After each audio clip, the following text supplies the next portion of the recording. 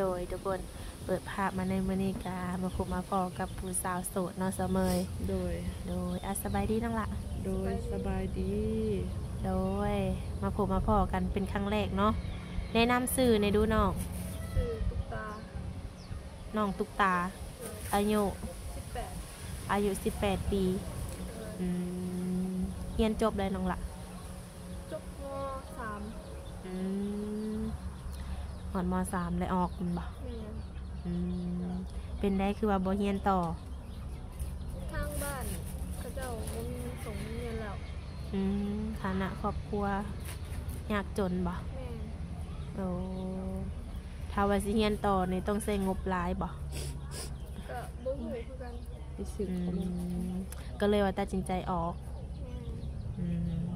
ออกจากโรงเรียนแล้วน้องได้เฮ็ดเวียกเฮ็ดงานอยู่ไสซะน้องละยังบ่มีงานเลยยังบ่ทันมีงานเนาะแล้วแบบน้องยังบ่ได้เคยไปเฮ็ดเวียกทางไหนบ่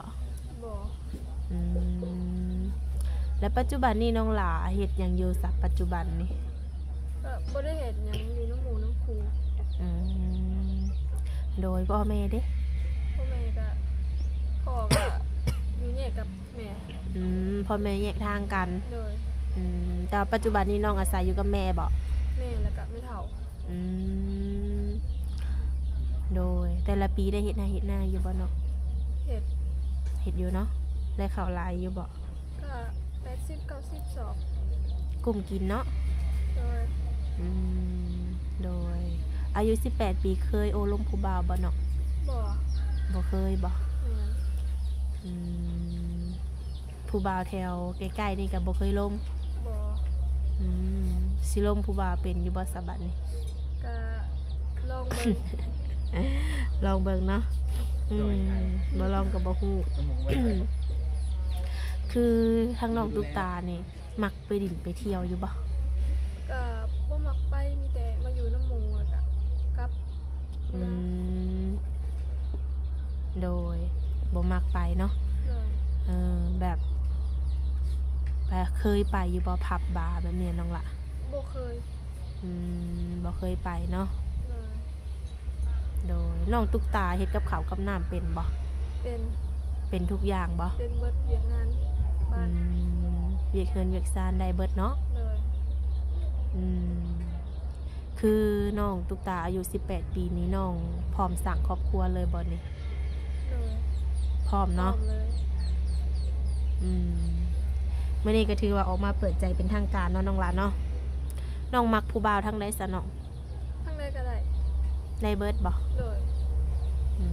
เรื่องอายุเพิ่นเด้อายุบ่จำกัดบ่สำคัญอายุจักปีก็ได้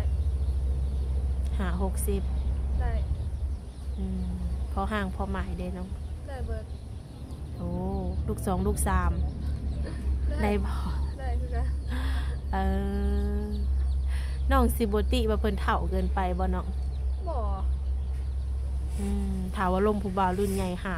50-60ห่างกันหลายได้เนาะเสมอคือน้องนี่อายุ18เนาะบ่อายหมู่อายคู่บ่เคยบ่เพิ่นสิว่าแนวใดก็ย่าขอแค่ว่าเฮาลมแล้วเฮาสบายใจมีความสุขเคยลมบ่ผู้บ่าวรุ่น50-60นี่ยังบ่เคยลมเลยยังบ่เคยเนาะก็คือยังบ่เคยโอลมผู้บ่าวอายุรุ่นใหญ่เนาะเป็นอะไรน้องหลักคือว่าอยากลมผู้บ่าวรุ่นใหญ่ก็อยากสร้างครอบครัวคือหมู่คู่ครอบครัวโดยหมู่คู่เขามีอยู่แล้วหมู่คู่มีครอบครัวแล้วหรือว่ามีผู้บ่าวที่ว่าเพิ่นมีอายุใหญ่บ่เป็นหยังเฮาลมเฮาเปิดใจเฮาผู้บ่าวตำลังใหญ่กว่าหมู่อายุผู้บ่าวเฮาโอเคท่านผู้เนาะก็คือทางน้องหลานี่ออกมาเปิดใจคือจะว่า18 ปีเปิดใจเพื่อเอาสามีแท้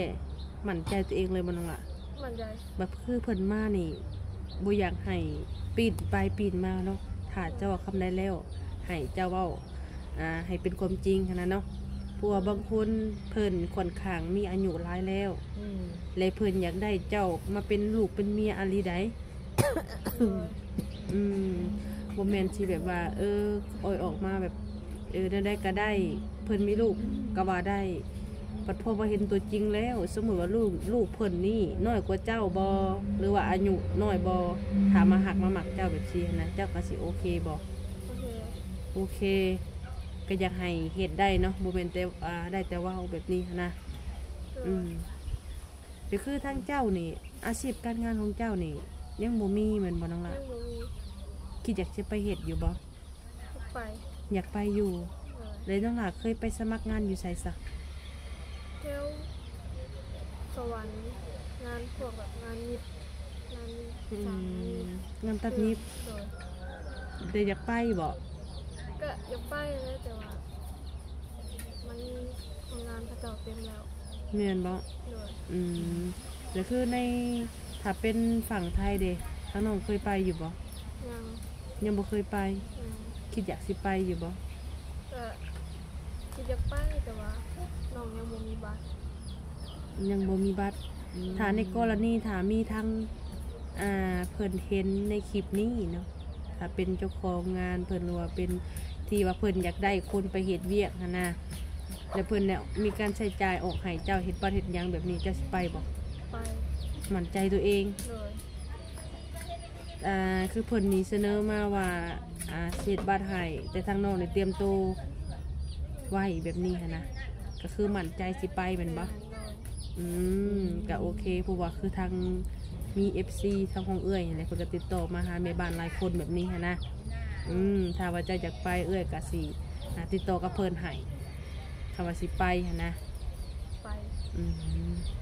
เดี๋ยวคือทางเจ้าออกมาเปิดใจนี่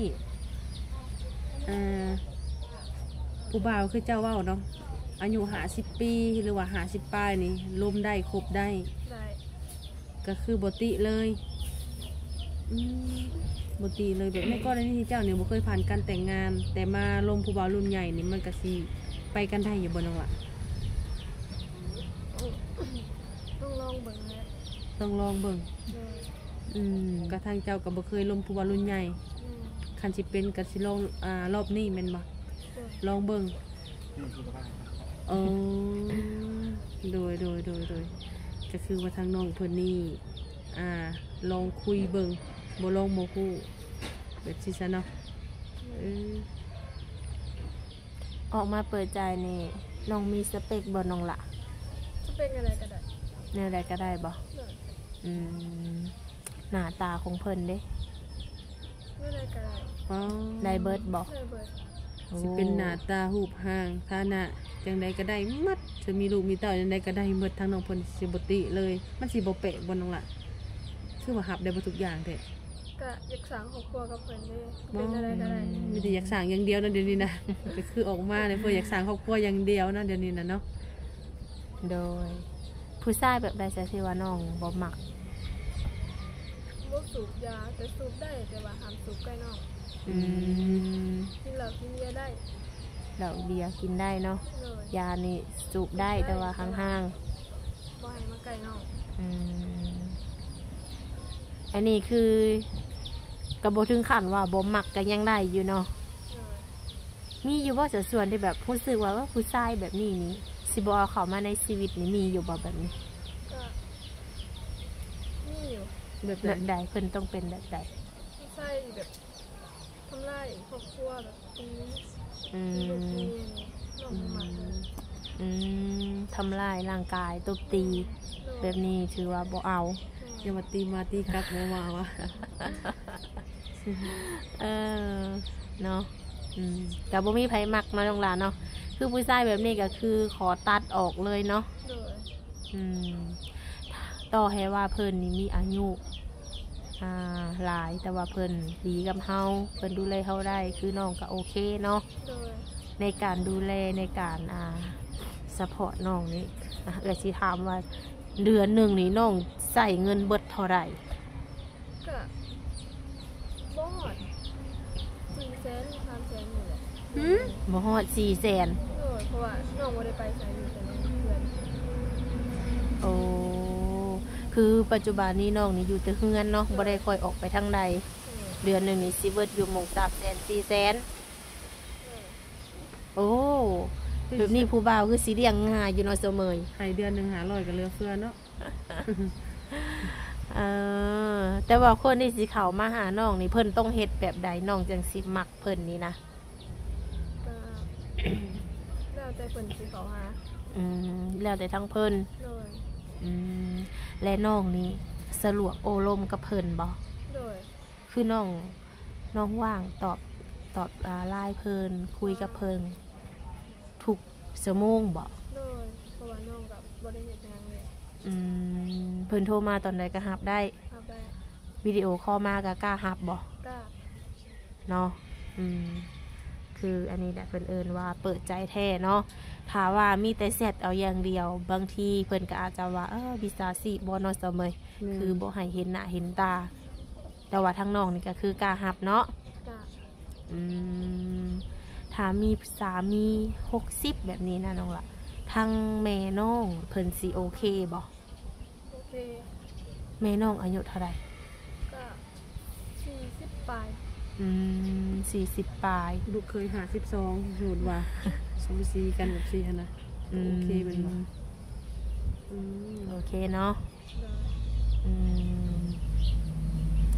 คือตอนนี้นี่น้องยังบ่ได้เฮ็ดหยังเนาะเวียกงานก็ยังบ่ทันได้ไปคือเวียกงานอยู่แถวเซโนนี่เคยเฮ็ดบ่เคยเนาะเป็นได้น้องหล่ะแบบว่าเฮาบ่มีโอกาสได้ไปสมัครเวียกหรือว่าในใจแบบบ่อยากไปเฮ็ดเงินเดือนมันถึกอีหยังโพดแบบนี้ก็อยากไปแต่ส่วนน้อยน้องมันแบบจะไปได้น้องบ่ได้มีรถบ่มีรถไปสมัครงานแต่สิบ่มีรถไปเฮ็ดงานโอ้อันนี้ก็คือจะเป็นปัญหาอีกอันหนึ่งเนาะคือสิไปทางไหนก็ยากบ่มีรถและในเฮือนของน้องนี่มีอย่างใดจะสิว่าเครื่องใส่เครื่องซอยนี่นะพวกเครื่องซักผ้าพวกหลอดพัดลมแต่ว่ารถจักรนี่ยังบ่ทันมีโอ้ถ้าว่าน้องไปหาเงินได้ก็สิซื้ออยู่บ่รถจักรนี่ก็สิซื้อไว้ขี่เรียกไปงานโดยและก็สิส่องหน้าน้องเพิ่นให้เด้อทุกคนเด้อเพราะว่าเฮานั่งอยู่โฮมไม้เนาะเสมอลมก็พัดก็คือเนาะในครอบครัวของน้องนี่ขาดแต่รถบ่น้องละโดยโอ้แบบไฟฟ้าอีหยังก็มีเรียบร้อยแล้วเนาะมีแล้วเงินซ่านก็มีแล้วแม่นบ่สิไปเฮ็ดเวียกอยู่แถวใกล้ๆนี่ก็คือเฮาบ่มีรถไปมันจะยากทุกอย่างเนาะก็คือปัญหาก็คือว่ายากรถก็คือทั้งหมดในอันครอบครัวของเจ้าได้มีกันจักคนซะน้องล่ะพวกคนเนี่ยจะมีอ้ายมีน้องมีเพิ่นไปไสซะเขาเจ้าเฮ็ดกันอยู่อ้ายก็ไปอยู่ทางเรื่อยๆก็ลงฝั่งไทยต่างคนต่างไปเวียกไผเวียกลาวแบบนี้หั่นเนาะส่วนเจ้าไปลูกสาวหล่าบ่ลูกสาวหล่ามูลมังขอนเพิ่นว่าไปอยู่น้ำสามีได้บ่นี่ได้ยังได้อยู่เนาะลูกสาวหล่าค่าร้องเพลงบ่ก็ประมาณ50 ล้านบ่ตอนนี้แหละ50 ล้านมีคำมีงัวบ่ก็งัวตัวนึงคำบาทนึงบ่ธรรมดาสำบายเสมืองเนาะคำสุนให้เป็นราคาบ่ได้บ่คือว่าบ่เถื่อนบ่มีเนาะเอาแต่เงินสิสมมุติว่าหั่นนะบางคน FC เพิ่นก็แบบคำมันบ่เอาได้บ่เอาแต่เงิน50 ล้านสิก็โอเคบ่น้องล่ะก็โอเคได้บ่ง่ายเลยเนาะถ้าว่ามักฮักกันแม่นบ่แม่แต่ว่าลมถึงคอถึงใจกันก็เป็นน่ะก็ได้แม่นได้เจ้าเนาะยันว่าแม่ขอเจ้าแล้วสิอยากได้เนาะก็ต้องว่าน้ำเขาแล้วบอกกันลูกมักฮักแม่นบ่ว่าก็จะขี่ค่ะดอกแม่โดยถ้าว่ามีสามีไปอยู่น้ำได้น้องละได้ไปอยู่ได้คือเก่า ไปอยู่น้ำสามีแล้วอยากเพิ่นนี่คือบ่สามารถสิมาตั้งถิ่นฐานอยู่ทางบ้านเฮาแต่เพิ่นสิพาเจ้าสร้างสาอยู่บ้านเพิ่นผู้เจ้าก็สิโอเคบ่ ได้ โอเคเลย โดย ตัวนี้ก็คือบ่ได้ปฏิเสธจังเลย โดย โอ้เพราะว่าทางน้องเพิ่นนี่ได้เบิดทุกอย่างเนาะเพราะว่าทางเรานี่น่ะสิพร้อมบ่ว่าผัวเราออกมาแบบว่า อยากได้ผัวแบบอยากสร้างครอบครัวแบบซี่หั้นนะคือเราว่าแบบซี่หั้นนะน้องล่ะเนาะโอ้กระถาว่าหนุ่มๆคนใดเนาะเห็นทางน้องเพิ่นหรือว่าอยากได้มาเป็นลูกเป็นเมียเอาเฉพาะคนที่ว่าอยากสร้างครอบครัวจริงๆเลยเนาะวนเราออกมาว่าอยากได้คนมาสร้างแบบซี่ซะเนาะคือการคุยกันลมนี่คือสิบ่สนเลยการคุยกันลมนี่คือสิบ่โอเคเลยเนาะ โดย มีแต่เขามาเลยเว้ากันถือคอใจกันแล้วก็คือเอากันเนาะ โดย อืมก็คือว่าทางน้องคนนี้น้ำหนักหลายสมัยเราเห็นคนหุ่นหน่อยหุ่นเฟี้ยวแบบนี้นะ มันน่าจะ30-40นี่แหละบ่ฮอด50เลย น้ำหนักกันได้ โดย จังพูดจัง ความสูง น้อย เล เนาะ ยน้องละ ต้องสูง155 อืม นี่แหละจะทรงน่ะเอาโอเคเนาะมื้อนี้ก็ถือว่าทั้งเอื้อยกามาเปิดใจให้น้องหลานเนาะคือน้องนี่เปิดใจหาสามีสั่งครอบครัวเนาะถ้าว่าเจอคนที่ว่ามักหักดูแลน้องได้ก็คือน้องกับพ่อมที่ว่าสิจับมือไปกับเพิ่นแม่นบ่ โดย โดยคนที่ว่าสิเข้ามาหาในขอเป็นคนที่แบบมีจิตใจดีเนาะแล้วก็สามารถดูแลน้องไล่อะไรทุกคนได้ เนี่ย ถ้าว่าทางติดต่อเพิ่นนี่ก็คือแอดเฟซแอดไลน์มาเนาะทุกเสมอเนาะน้องมีทางติดต่อให้เราล่ะ นี่ มีไลน์บ่ โดย มีไลน์มีเฟซ นี่เป็นลาย มีแต่ไลน์บ่ โดย น้องสีแจกในคลิปหรือว่าสีแจกหลังไมค์ แจ้งในคลิปเลย เอามาสกิลอาโคดอันนี้เพิ่นว่าเปิดใจของแท้เนาะเสมอ ใจน้องละอันนี้จะเป็น QR code ของน้องเลยทุกคนเดินสแกนเข้ามาได้เนาะขอคนที่ว่าพร้อมสั่งครอบครัวเนาะเสมอ โดยมาผมคอยสีล้วนเรื่องเด้ออันนี้เป็น QR ของน้องเพิ่นอยากได้แอดอวยคนสาวๆเว้ยขอโทษขออภัยเด้ออยากล้วนนิดนึง โดยอันนี้จะเป็นทางติดต่อของน้องเนาะ โดย ที่เหลือก็คือหน้าที่ขึ้นอยู่กับน้องว่าฉันจะเนาะว่าน้องนี่สิเอาคนแบบใดที่ว่าเขามาในชีวิตเนาะคือทางเฮาก็มีหน้าที่มาถ่ายทำให้น้องเสมอส่วนที่เหลือก็ขึ้นอยู่กับทางน้องตุ๊กตาแม่นบ่ มีกันเองเนาะสานต่อจังใดก็จังว่ากันเนาะ โดยถ้าว่ามีหยังเพิ่มเติมทางเฮาก็สิมาหาใหม่เนาะเสมอเนาะไว้พบพอกันในคลิปหน้าเด้อน้องเด้อโดยสบายดีน้องละ โ